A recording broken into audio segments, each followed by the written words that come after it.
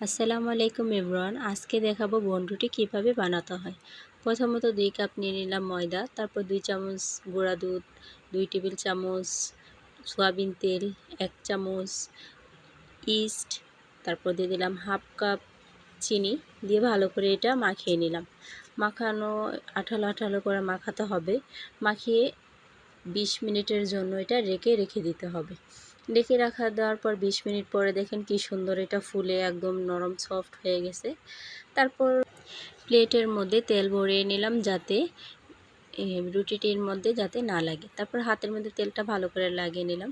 তারপর আবার 20 মিনিটের জন্য আবার রেখে দিতে হবে। তারপর যে কড়াটার মধ্যে রাখবো এইটার মধ্যে দিয়ে দেবো একটা খাতার কাগজ, একটা লোহার পিন দিয়ে আবার 10-15 মিনিট রেখে দিতে হবে।